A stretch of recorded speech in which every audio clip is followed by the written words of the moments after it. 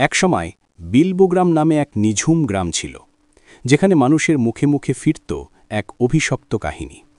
গ্রামের পূর্ব দিকে ঘন জঙ্গলের প্রান্তে ছিল একটি প্রাচীন অশ্বত্থ গাছ, যা কালের সাক্ষী হয়ে দাঁড়িয়েছিল। তার পাশেই ছিল গ্রামের শ্মশান ঘাট, যেখানে রাতের বেলা তো দূরের কথা, দিনের বেলাও কেউ পা মারানোর সাহস করত না। কারণ গ্রামের প্রতিটি মানুষ বিশ্বাস করত ওই শ্মশানে এক ভয়ঙ্কর প্রেতিনী বাস করে। এই প্রেতিনীর নাম ছিল রূপবতী। লোকে বলতো তার রূপে ছিল দেবী দুর্গার মতো লাবণ্য, কিন্তু তার হৃদয় ছিল পাষাণের চেয়েও কঠিন। রূপবতী ছিল এক নিষ্ঠুর জমিদার কন্যা। সে তার প্রজাদের উপর অকথ্য অত্যাচার করত। সামান্য ভুলের জন্য তাদের চাবুক দিয়ে মারত, ফসলের বেশিরভাগ অংশ কেড়ে নিত এবং তাদের জমি দখল করত। গ্রামের গরিব মানুষগুলো তার ভয়ে তটস্থ থাকত। এমনকি ছোট ছোট ছেলেমেয়েদের ধরে এনে তাদের দিয়ে নিজের দাসীর কাজ করাত, আর সামান্য ত্রুটি হলেই তাদের ওপর নেমে আসত নির্মম শাস্তি। রূপবতীর অত্যাচারে অতিষ্ঠ হয়ে গ্রামের মানুষের মনে তার প্রতি তীব্র ঘৃণা জন্মেছিল। তাদের মনে হতো এই অভিশাপ থেকে মুক্তি পেতে হলে রূপবতীকে চিরতরে শেষ করে দিতে হবে। অবশেষে একদিন গ্রামবাসীরা এক কঠিন সিদ্ধান্ত নিল। তারা একত্রিত হয়ে রূপবতীকে হত্যার পরিকল্পনা করল। গভীর রাতে যখন রূপবতী তার বিলাসবহুল বিছানায় ঘুমিয়েছিল, তখন গ্রামের সাহসী যুবকেরা তার বাড়িতে আগুন ধরিয়ে দেয়। দাউ দাউ করে জ্বলে উঠল রূপবতীর বিশাল অট্টালিকা। অগ্নিদগ্ধ হয়ে নির্মমভাবে মৃত্যু হল রূপবতীর। কিন্তু গ্রামবাসীদের মনে কোনো শোক ছিল না, বরং ছিল এক ধরনের স্বস্তি। কিন্তু রূপবতীর মৃত্যুর পর গ্রামে নেমে এলো এক নতুন অভিশাপ। তার আত্মা শান্তি পায়নি, বরং আরও ভয়ঙ্কর রূপে প্রেতিনী হয়ে ফিরে এলো।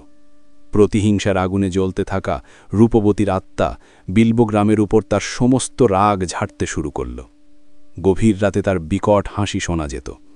গ্রামের ফসল নষ্ট হয়ে যেত রহস্যজনকভাবে। গৃহপালিত পশুদের মৃত্যু হতো অদ্ভুত রোগে, এবং ছোট ছোট ছেলেমেয়েদের উপর নেমে আসত এক অজানা আতঙ্ক। তাদের উপর প্রেতিনীর ছায়া পড়লে তারা অচৈতন্য হয়ে যেত, আর তাদের মুখে ফুটে উঠত এক অদ্ভুত ভয়। গ্রামবাসীরা বুঝতে পারল যে তারা এক ভয়ঙ্কর বিপদে পড়েছে, যা তাদের পূর্বের সব সমস্যাকে ছাপিয়ে গেছে। গ্রামের প্রবীণ মোড়ল, যিনি ছিলেন একজন জ্ঞানী ব্যক্তি, তিনি একজন অভিজ্ঞ তান্ত্রিককে ডেকে পাঠালেন। তান্ত্রিকের নাম ছিল মহাদেব। তিনি দূর দূরান্ত থেকে তন্ত্র মন্ত্রের মাধ্যমে মানুষকে বিপদ থেকে রক্ষা করতেন। মহাদেব তান্ত্রিক এসে সমস্ত পরিস্থিতি শুনে বুঝতে পারলেন এ এক অত্যন্ত শক্তিশালী প্রেতাত্মা, যার প্রতিহিংসার আগুন সহজে নিববে না। তিনি শ্মশানে একটি বিশেষ যজ্ঞের আয়োজন করলেন, যা ছিল একটি জটিল এবং বিপজ্জনক প্রক্রিয়া। অমাবস্যার গভীর রাতে যখন চারদিক নিস্তব্ধ, শুধুমাত্র ঝিঁঝি পোকার ডাক শোনা যাচ্ছিল, তখন যজ্ঞ শুরু হল। যজ্ঞের পবিত্র আগুন জ্বলে উঠল দাউ দাউ করে। তার শিখাগুলো যেন আকাশ ছুঁতে চাইছিল। তান্ত্রিক মহাদেব তার চোখে গভীর একাগ্রতা নিয়ে মন্ত্র পাঠ করতে লাগলেন। তার কণ্ঠস্বর ছিল গম্ভীর এবং রহস্যময়, যা শুনে পরিবেশ আরও ভীতিপূর্ণ হয়ে উঠল। হঠাৎ করে এক অদ্ভুত নীলেচে আলোয় ভরে উঠল শ্মশান। আলোর মধ্যে থেকে ধীরে ধীরে আবির্ভূত হল রূপবতীর প্রেতাত্মা। তার শরীর ছিল ধবধবে সাদা, চুলগুলো ছিল খোলা, আর চোখ দুটি দিয়ে ঠিকরে বেরোচ্ছিল প্রতিহিংসার আগুন। সে প্রথমে ক্রোধে উন্মত্ত হয়ে তান্ত্রিককে আক্রমণ করতে চাইল। তার হাতের ইশারায় বাতাস প্রবল বেগে বইতে শুরু করল, আর যজ্ঞের আগুন নিভে যাবার উপক্রম হল। কিন্তু তান্ত্রিক মহাদেবের মন্ত্রের শক্তিশালী বর্ম তাকে প্রতিহত করল।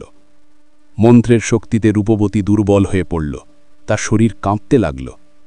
তান্ত্রিক মহাদেব শান্ত কণ্ঠে রূপবতীকে জিজ্ঞেস করলেন, কেন তুমি এত প্রতিহিংসা পরায়ণ হয়েছ রূপবতী? কেন তোমার আত্মা শান্তি পাচ্ছে না? তোমার এই অস্থিরতার কারণ কি? রূপবতী তার পূর্বজীবনের সমস্ত দুঃখ ও অপমানের কথা বলতে শুরু করল। তার কণ্ঠস্বর ছিল তীব্র কষ্ট আর হতাশা। সে বলল কিভাবে তাকে সবাই রূপবতী নাম দিয়েছিল, কিন্তু তার প্রতি কেউ সম্মান দেখাত না। গ্রামের মানুষ তাকে শুধু ঘৃণা করত, অপমান করত, এবং তার মৃত্যুর পরেও কেউ শোক করেনি। সে তার জমিদার পিতার কাছ থেকে যে নিষ্ঠুরতা শিখেছিল সেটাই সে প্রজাদের উপর প্রয়োগ করেছিল। কিন্তু তার মনেও ছিল এক গভীর শূন্যতা। তান্ত্রিক মহাদেব মনোযোগ দিয়ে তার কথা শুনলেন। তার চোখে ছিল গভীর সহানুভূতি। তান্ত্রিক বললেন, রূপবতী, তোমার এই সমস্ত কষ্ট আমি বুঝতে পারছি। তোমার জীবন ছিল একাকী এবং দুঃখজনক। কিন্তু প্রতিহিংসা তোমাকে আরও অন্ধকারেই ঠেলে দেবে। এই ক্রোধ তোমাকে মুক্তি দেবে না, বরং তোমাকে চিরকালের জন্যই পৃথিবীতে আবদ্ধ করে রাখবে। তুমি যদি শান্তি চাও, তাহলে এই শ্মশানে আশ্রয় নাও। এই পবিত্র স্থানে তুমি তোমার পূর্বের সমস্ত পাপ থেকে মুক্তি পাবে এবং তোমার আত্মা অনন্ত শান্তি লাভ করবে। রূপবতী প্রথমে ইতস্তত করল। তার প্রতিহিংসার আগুন এখনও পুরোপুরি নেভেনি। কিন্তু তান্ত্রিকের কথা এক অদ্ভুত বিশ্বাস খুঁজে পেল সে। তার মনের গভীরে লুকিয়ে থাকা শান্তি পাবার আকাঙ্ক্ষা জেগে উঠল। সে তার সমস্ত রাগ, ঘৃণা ত্যাগ করে তান্ত্রিকের নির্দেশ মেনে শ্মশানে আশ্রয় নিল। ধীরে ধীরে তার প্রতিহিংসা পরায়ণ রূপ পরিবর্তন হতে শুরু করল। তার সাদা অবয়বে ফুটে উঠল এক ধরনের শান্তি। তারপর থেকে আর কোনোদিন বিলবো গ্রামে রূপবতীকে দেখা যায়নি। গ্রামবাসীরা স্বস্তি পেল, তাদের জীবনে শান্তি ফিরে এলো।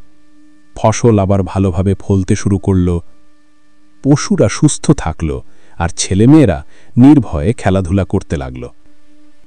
তবে আজও শ্মশানের পাশ দিয়ে যাওয়ার সময় অনেকে অশ্বত্থ গাছের নিচে একটি সাদা অবয়ব দেখতে পাওয়া বলে শোনা যায়। সেটি নাকি রূপবতীর প্রেতাত্মা, যে শেষ পর্যন্ত শান্তি খুঁজে পেয়েছে। সে এখন আর কাউকে ভয় দেখায় না, বরং গভীর রাতে যারা শ্মশানের পাশ দিয়ে যায় তারা নাকি তার কাছ থেকে এক অদ্ভুত প্রশান্তির অনুভূতি লাভ করে।